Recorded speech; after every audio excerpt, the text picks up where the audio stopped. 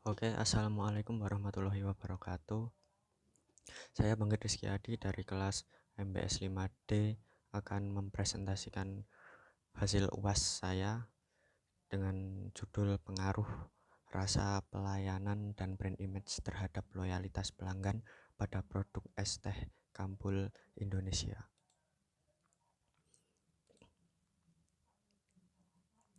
Yang pertama yaitu pendahuluan. Setiap pelaku usaha bisnis perlu memiliki kepekaan terhadap perubahan untuk memenuhi calon pembeli dan membangun loyalitas pelanggan.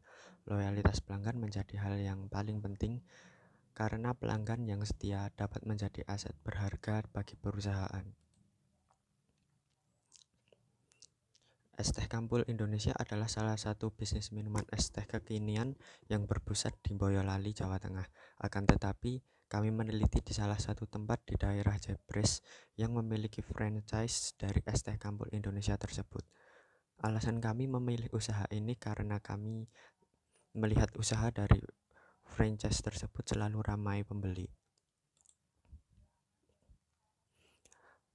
Kemudian bab kedua yaitu tinjauan pustaka.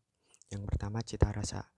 Cita rasa merupakan atribut makanan yang meliputi penampakan, bau, rasa, tekstur, dan suhu. Kemudian pelayanan. Pelayanan adalah setiap tindakan atau kegiatan yang dapat ditawarkan oleh satu pihak pada pihak lain yang pada dasarnya tidak berwujud dan tidak mengakibatkan kepemilikan apapun. Lalu brand image. Menurut Ciptono dan Fendi, citra merek adalah deskripsi asosiasi dan keyakinan konsumen terhadap merek tertentu.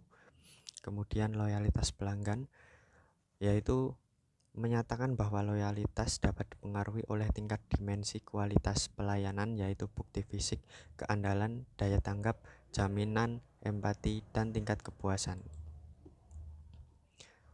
Kemudian yaitu hipotesis kami, yaitu yang pertama, diduga cita rasa berpengaruh signifikan terhadap loyalitas pelanggan.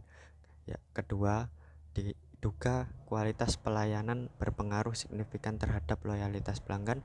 Dan ketiga, brand image berpengaruh signifikan terhadap loyalitas pelanggan. Berikut adalah kerangka konseptualnya. Kemudian bab 4 yaitu metodologi penelitian.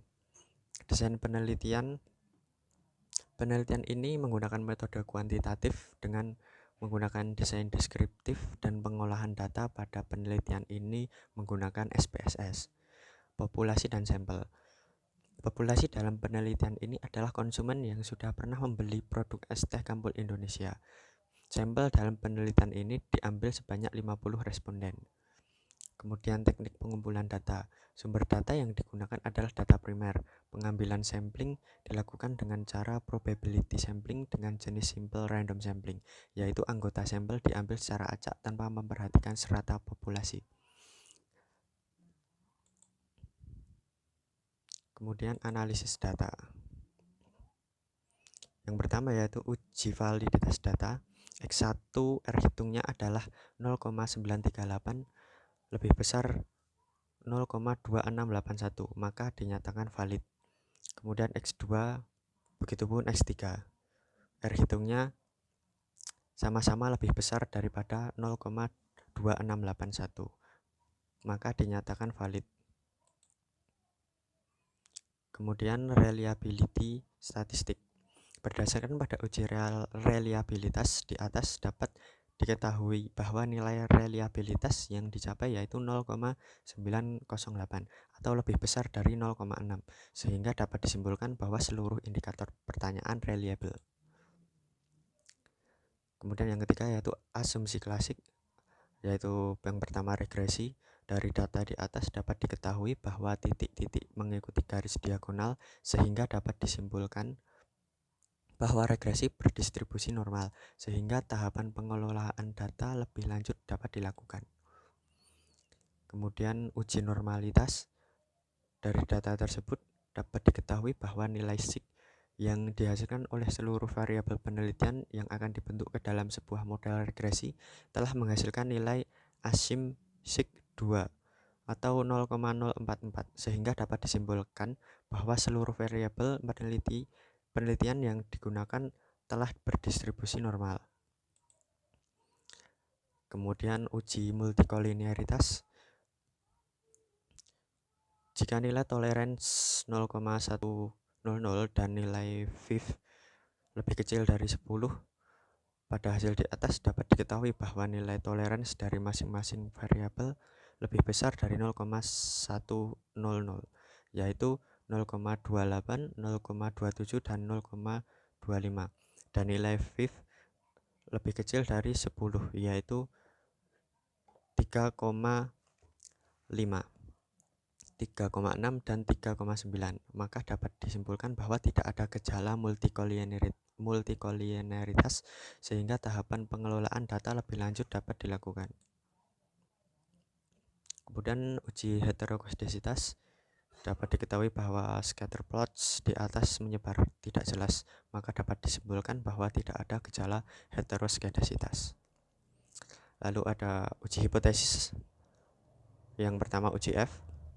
Berdasarkan hasil uji F diperoleh nilai signifikan 0,001 lebih kecil dari 0,05, yang berarti terdapat pengaruh rasa, pelayanan, dan brand image terhadap loyalitas konsumen secara simultan dan signifikan. Lalu tabel koefisien determinan. Diketahui bahwa nilai adjust R square sebesar 0,221, yang artinya bahwa cukupnya pengaruh cita rasa, pelayanan, dan brand image terhadap loyalitas pelanggan adalah 22,1%, dan sisanya loyalitas pelanggan dan dapat dipengaruhi oleh variabel lain yang tidak dimasukkan dalam penelitian ini. Kemudian uji T. Dari hasil uji T di atas menunjukkan bahwa rasa berpengaruh negatif dan signifikan pada loyalitas pelanggan. Kemudian pelayanan berpengaruh positif dan signifikan. Dan C, brand image tidak berpengaruh signifikan pada loyalitas pelanggan. Kemudian bab 4, hasil dan pembahasan. Hipotesis 1 menyatakan bahwa cita rasa berpengaruh negatif dan signifikan terhadap loyalitas pelanggan. Hal ini dibuktikan dengan nilai signifikan 0,002 lebih kecil dari 0,05 dan nilai T hitung sebesar minus 3,195.